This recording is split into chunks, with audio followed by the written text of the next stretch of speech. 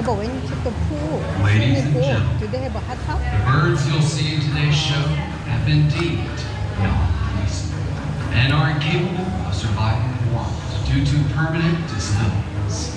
But do not be fooled, they are still predators. Many have the power to crush the skull from your brain. They're strong, they're fast, they're intimidating, and most of all, they're prepared. They're adorable. The American Eagle Foundation and Dollywood welcome you to Wings of America. Here at the AEF, we have given our resident raptors a second chance at life. Our team cares for them daily, enriching their lives with activities, exercise, and plenty of sunshine. Some of the AEF's most well-trained birds are here with us today. I want a pet bird. Acting as I want a pet bird. for their species. I want a pet eagle. Next to the pier, you'll see Eagle Mountain Sanctuary, the largest eagle apiary in America. All of the eagles living here are physically disabled and can't survive in the wild on their own. But many of them hatch and raise eaglets every spring, which you can watch live on our website.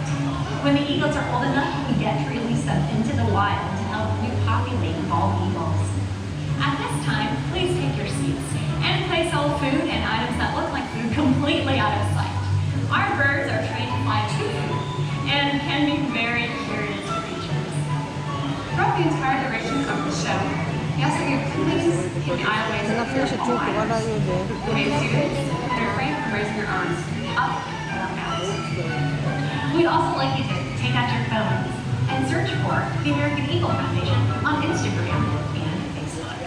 When you post those awesome photos and videos from the show today, tag us so we can hear all about your experience.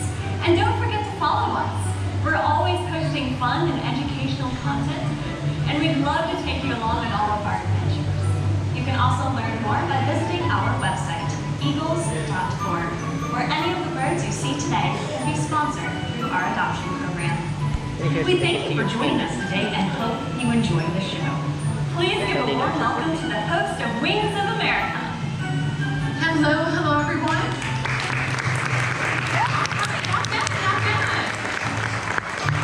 Well, how's everyone doing today? Good.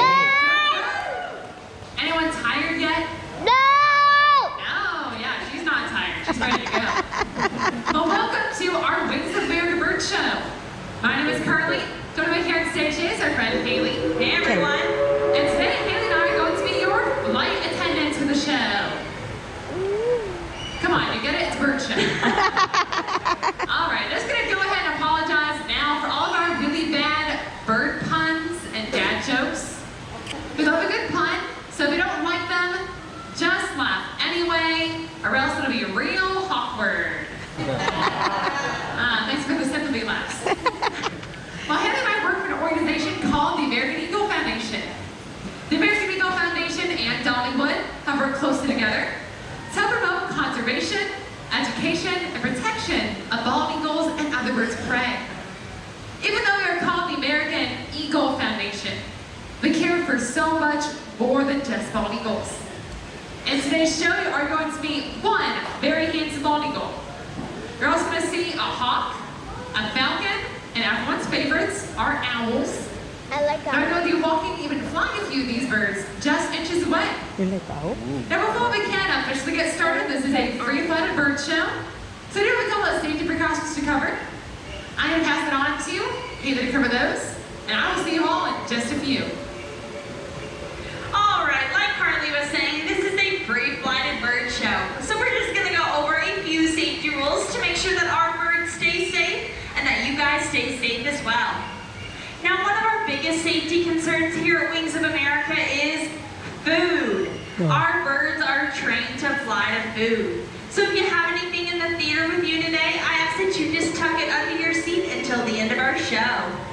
Now, we will be coming down the stairs and up the aisles with some of our birds, so it's really important that we keep those aisleways clear.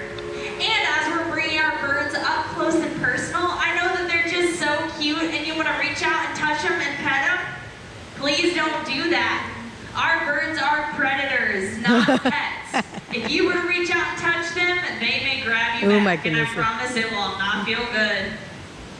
Now we will also be flying some birds for you guys today, but while we are flying birds, it is really important that you stay seated. If you were to stand up too quickly, it could startle one of our birds and they could fly out of the theater. So if you do need to leave at any point today, we ask that you just wait until we're done flying the bird and have exited the stage. Then you're more than welcome to get up and go out of the back or side of the theater. Now, we are very proud to say that our birds are very well trained. Kind of. Kind of. Our birds, however, are not potty trained. Sorry, but those of you wearing hats today are well prepared. Oh, come on, that was funny. Now, before our first bird comes out, I need to make sure that you guys are ready to meet him. So let me hear it. Who's Oh my excited to get started?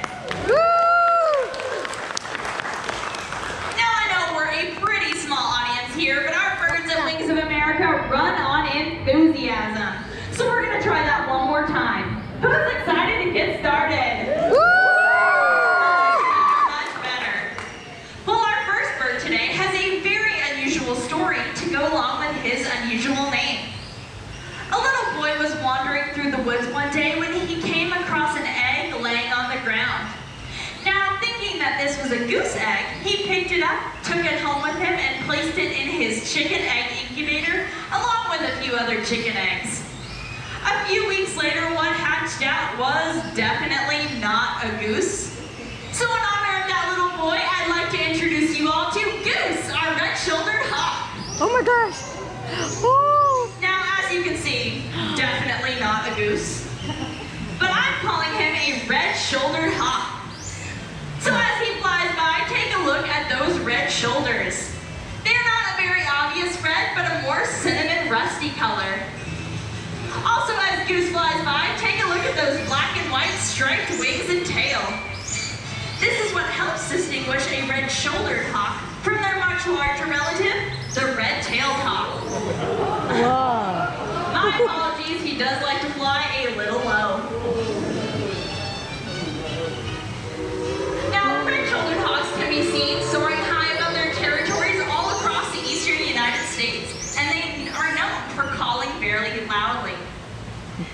Now, as you can tell, Goose is a little loud himself. That? Oh my god. We like to joke that Goose is our Mr. Loudmouth of the South, as he likes to scream when he flies. Now, if you hear this sound from your own backyard, make sure that what you're hearing isn't actually a blue jay. Blue jays, starlings, and mockingbirds can all imitate the sound of a red-shouldered hawk. My dad is a military Right guy. there. My dad is a military guy. Now, these birds like to frequent low-lying areas with water, like creek bottoms, bogs, and swamps. This is because their primary food sources are crayfish, mammals, both small and a little large, fish, salamanders, even venomous and non-venomous snakes. But one of the biggest reasons, my apologies, one of the biggest threats that red-shouldered hawks face is actually being tangled in fishing line because they like to frequent areas with water. And it's not just red-shouldered hawks that face this problem. Owls, water birds, even bald eagles can all be tangled in fishing line as well. If you were here before our show started, you may have seen that we were playing a video of a recent bald eagle rescue we went on. We found a bald eagle that was trying to eat a fish that was tangled in fishing line, and he became tangled in that fishing line as well. Thankfully, we were able to fully rehab that bird and release him back into the wild. So do I have anybody here that likes to fish? A couple of you. Well, that's a really awesome way to get outside. But what we ask of you here at the American Eagle Foundation is that you clear all your gear. Make sure you pick up any trash that you might have taken with you and dispose of fishing line properly. Now, this is Goose's third year flying in our show at Wings of America, and we sure do think he did an excellent job. So what did you think of our red-shouldered hawk? Goose. Oh my goodness. Lighting, right? Yeah. Right there, right there. See? Lighting. Oh, look at All this right, so here's an owl lover.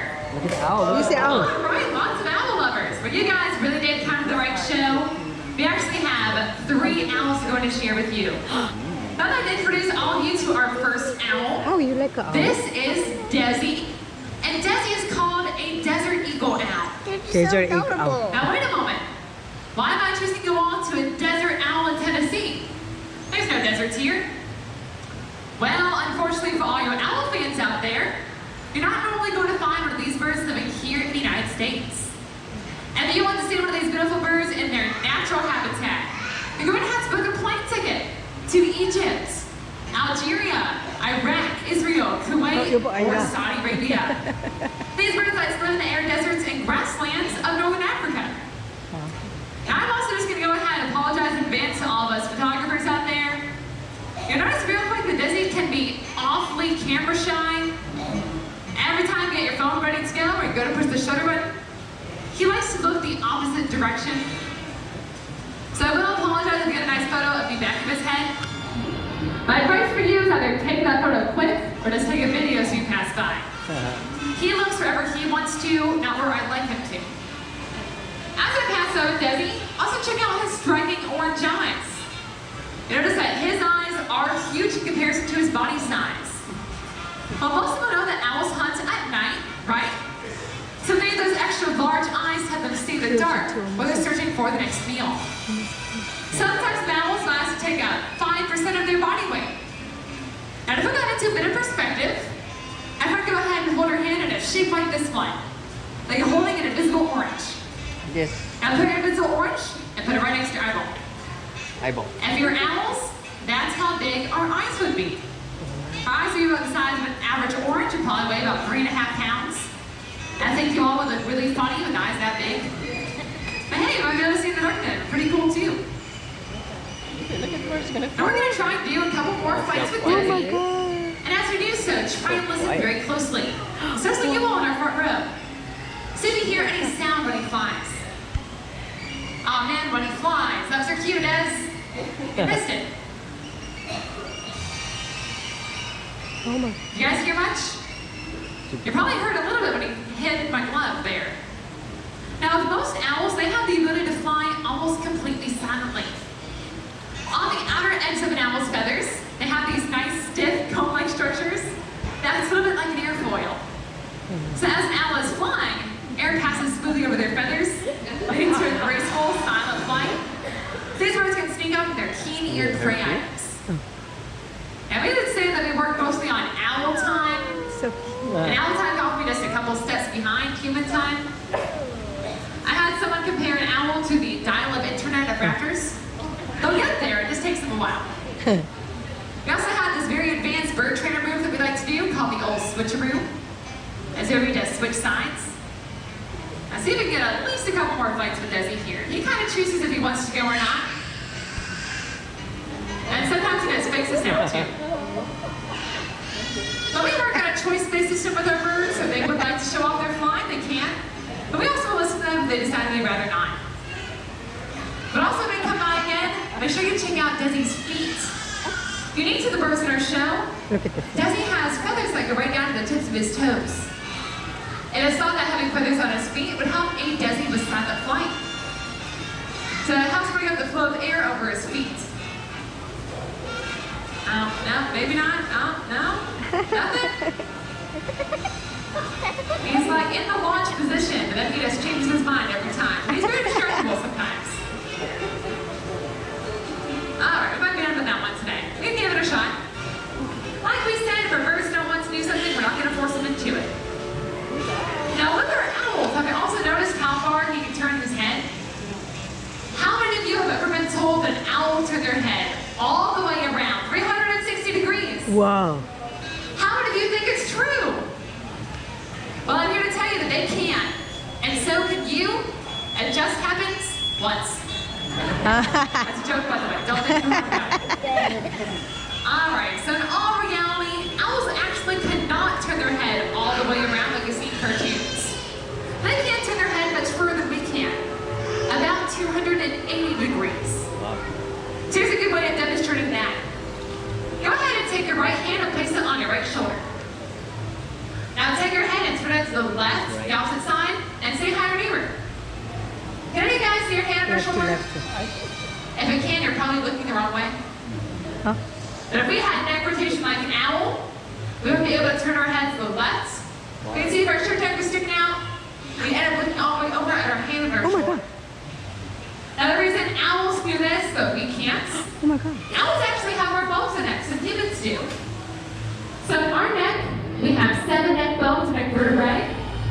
But an owl like Desi has 14 bones in his neck. Oh wow. So that's why him to turn his head so much further.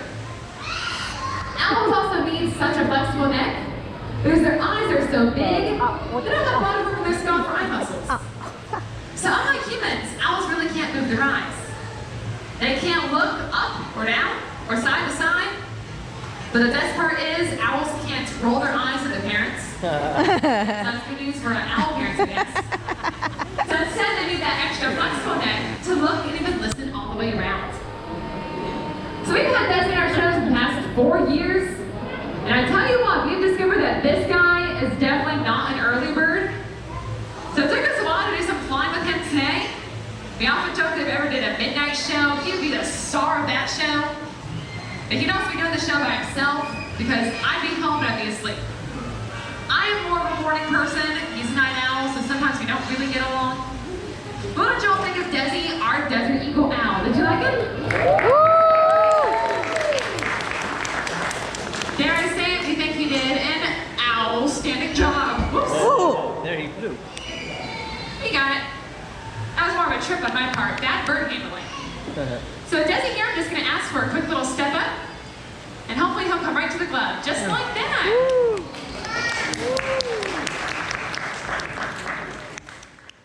Smallest members of the falcon family. They're known for their speed and their agility. So please welcome out our beautiful American kestrel, Aleda. Aleda. Ooh. I want you to say Now, with most birds of prey, the only way to tell the difference between a male and a female is that girls are larger than boys. Oh wow. Girl power, right, ladies? Girl power. But with kestrels, they also look different. Males will have bluish-gray wings, while females will have reddish-brown wings, like Aleda here. Now, you may have also noticed those black lines under Aleda's eyes. We call these mustache marks. Just like football and baseball players wear black lines under their eyes, these help kestrels with the harsh, reflective glare of the sun. Now, don't let her small size fool ya. She's fast. Oh. Kestrels have been known to dive at speeds of up to 60, even 70 miles per hour. Do I have any Wild Eagle roller coaster fans here today? A lot of you. Well, that roller coaster goes about 60 miles per hour.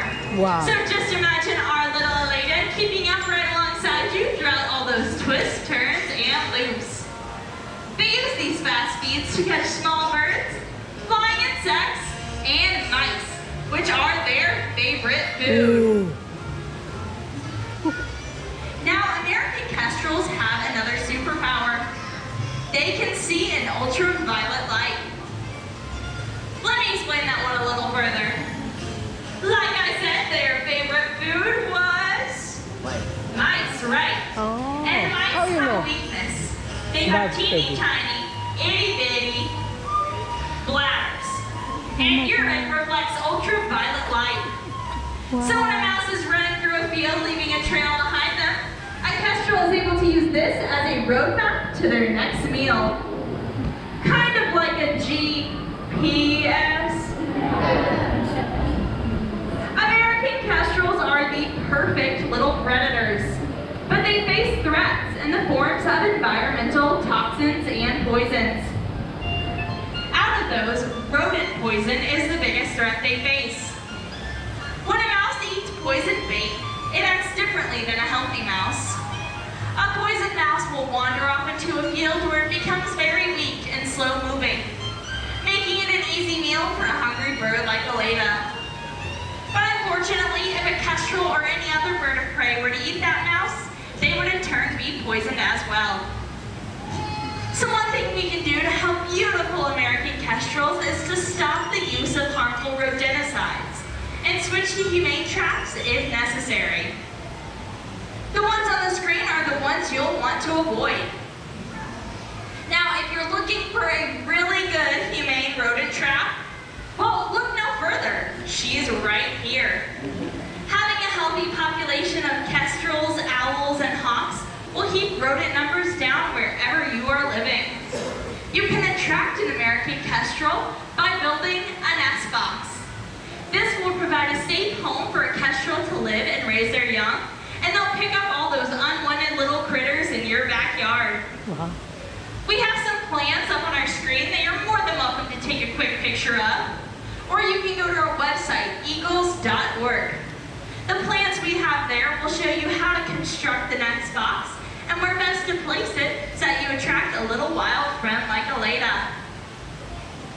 Now, little Miss Aleda here is the smallest bird we care for. Does anybody want to take a guess as to how much she weighs? 3 pounds. 5 what? Pound, okay. 3 ounces, okay. 2 ounces? 1 pound? Okay, these are great guesses, but you did it. Sir in the front are the closest. Aleda weighed in this morning at a whopping 4 ounces. Oh. She weighs the exact same as a stick of butter. Oh my God. So what did you think of our fast and furious little falcon, Aleda?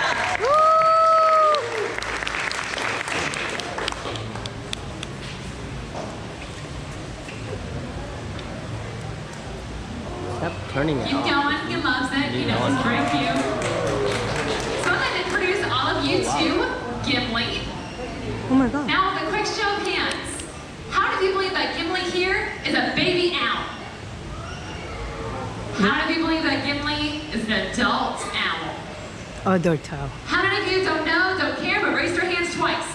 Alright, let's take yours on that one. Well, if you raised your hands up the second time, give yourselves a little pat on the back. Because you're right! Gimli is a full-grown adult Eastern owl. screech owl. Oh. Haley also just brought out our second screech owl. The guy she's holding, his name is Buster. Busters. Now, one thing you will notice about Buster, Buster is missing an eye. Buster received a head injury that caused the eye to need to be removed. I promise we'll get to that story in just a little bit. Now, we call these birds screech owls, right? I think that's a bit of a misleading name because they really don't screech at all. Instead, they make more of a wavering whistle. That to me sounds a bit like a horse whinny. And to you all, it's going to sound a little bit like this.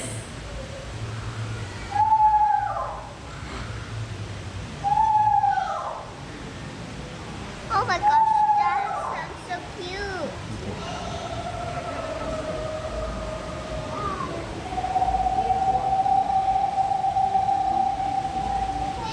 Gimli here can also be a bit of a chatterbox too, so they're probably hear him chittering and chattering as he pass by. I think that's his way of saying, put me back, I'm ready to go back to sleep. Now as they pass by other owls, check out those little feather tufts on top of their head. What do you think those tufts look like? Ears? Horns? I've heard both. Now that's the thing. Those little feather tufts might look like ears, but they are not an owl's ears. Oh. They're quite simply feathers. Feathers. And owl's ears are placed on the sides of their head, right behind their eyes. You normally can't see them because they're almost always covered up in feathers. Now those little feather tufts do serve an important purpose with these guys. They help aid with camouflage. They help bring out their shape and their outline, make them look a little less like owls and more like a piece of tree bark. Some of our screech owls are sitting up high in a tree and a predator was looking for a snack. They would stick those little feather tufts up nice and tall. They would squint their eyes, or eye in Buster's case. They look like nothing more than a bump on a branch. You can even see the coloration on their chest and on their wings also does resemble tree bark too. So you might have also noticed that our screech owls are actually 2 different colors. Screech owls come in a couple different color forms or color morphs. Gimli here with me, he is called a red-faced screech owl. So he has a nice brushy reddish tint to his feathers. And Buster, with Haley, Buster's called a gray-faced screech owl. So Buster has an all-gray appearance. Gray color like this. There is also a third color form of screech owls called the brown face. And I bet you can't guess what color they are. They're brown. Easy like that. We're very creative when it comes to naming birds. So we're going to try and do a little side-by-side comparison here. You can see that color difference up close. With Gimli with his red feathers and then Buster with his gray feathers. Oh, screech owl stare down. You can also say they really don't give a hoot about each other. Yeah, they don't care. Now, screech owls are pretty widespread all across Tennessee, all across the eastern part of the U.S. But of course, they're very small and very well camouflaged. So you don't even realize you have a screech owl in your own backyard. Even though our screech owls are widespread, they do have one major threat, and it has to do with us and our vehicles. Say you're driving down a country road at night with your headlights on. There might be a screech owl sitting by the side of the road enjoying a lovely dinner of mouse. That screech owl might get startled by your headlights, fly up, and they could get hit by an oncoming car. If this ever happens to you and you'd like to help out, feel free to do so. Just don't use your bare hands to pick them up. These birds are little, but those talons are still very sharp. So to protect you, we recommend you take a towel, a blanket, a jacket, even a pair of thick gloves like this one.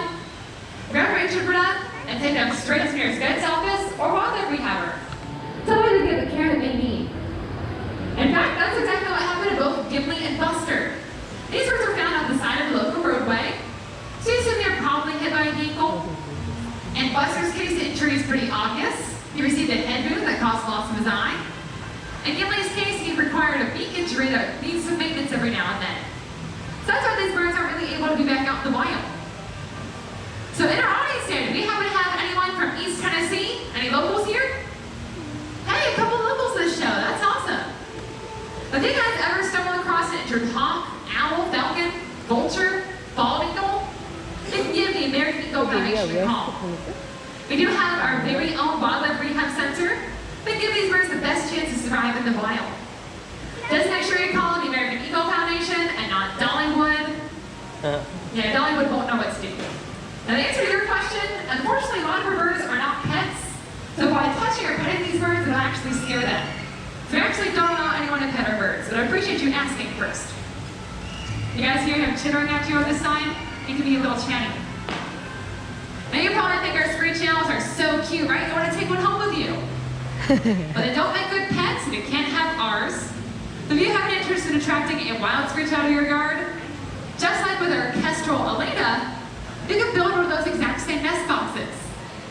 Both kestrels and screech owls use that same style of box, same size box. But quick disclaimer, they will not share the same box. They don't make good roommates, they won't get along well. So there has been at least two. Hey, it's summertime right now. If you're trying to keep your kids busy, you can go to our website, print out some nest box plans, and take your kids to Home Depot. And together you can all learn how to build a nest box, teach your kids some good skills, and build wildlife habitat on the side. And it's also a great project for scout troops or 4-H groups, or hey, a science fair project. Build some nest boxes. So if you thought Elena was pretty small, Gimli here is just a little bit bigger than she is. Gimli weighs in at a massive 5 ounces. So he weighs about as much as a baseball. So you can go home and get a baseball and hold it on your hands. Wait until they're done flying. On it, put some little googly eyes on it. Put 2 googly eyes if you like Gimli, put 1 if you like Buster. And that's what it feels like to hold our screech owls. So what y'all think of our screech owls, Buster and Gimli? Alright, go. Bring her. Hurry up, quick. So everyone do stick around. We have one more big, majestic bird coming out in just a moment. Keep your cameras out ready. Here. Haley will be out that bird in just a few. Go. I'll just film it for you. Don't pee here, crazy.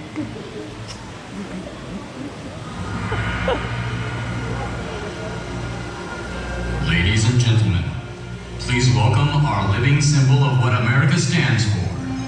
Freedom, courage, strength, spirit, and independence. The bald eagle.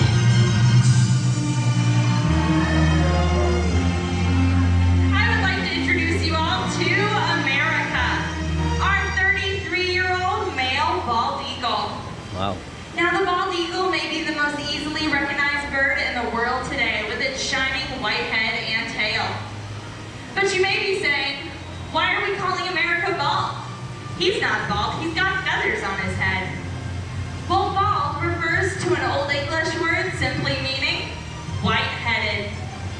A bald eagle actually doesn't receive their white head until they're 5 years old. Prior to this, they are an all-brown color from head to toe, indicating immaturity.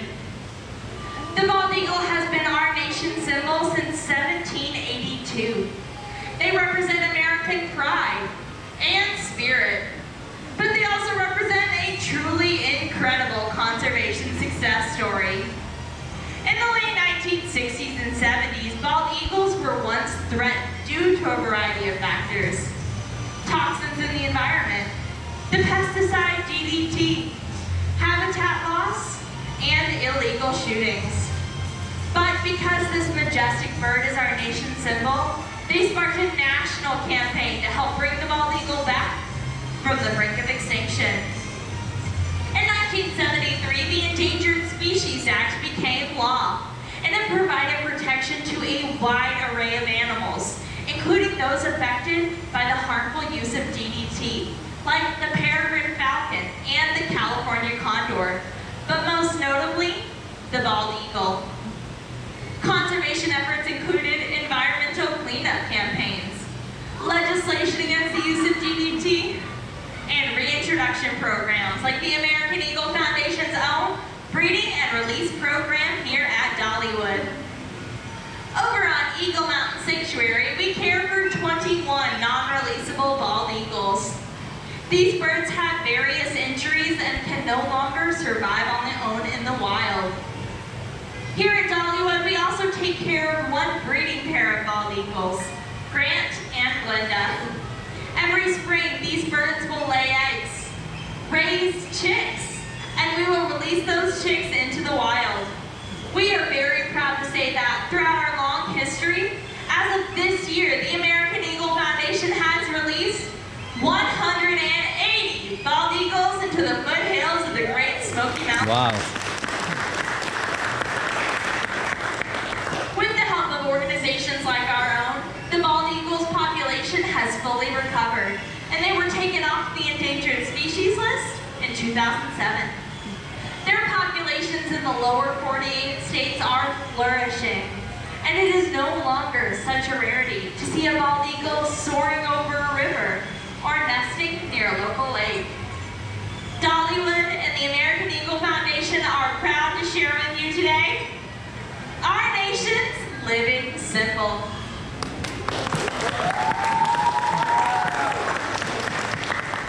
We want to thank you all so much for coming to our show today, but don't go just yet.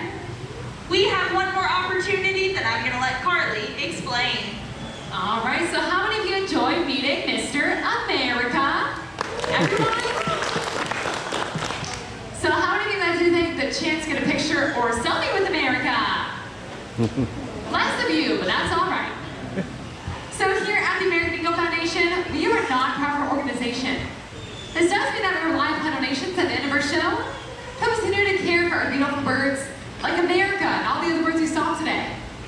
So if you'd like to get a photo next to Mr. America, you can also request a donation of any amounts. It can be anything. 5 cents, $5, $500, their whole retirement funds, won't say no. Then get your photo taken alongside this gorgeous couple. Now we do have a couple different options as far as donations go. For a $5 donation, we have our official American Eagle Foundation sticker. This will look great on your cars, your water bottles, on your computers, stick them on your kids. They look especially good on your bald eagles. See, he loves it, looks just like it. So that's each for a $5 donation. Or for a $20 donation, we have our commemorative bald eagle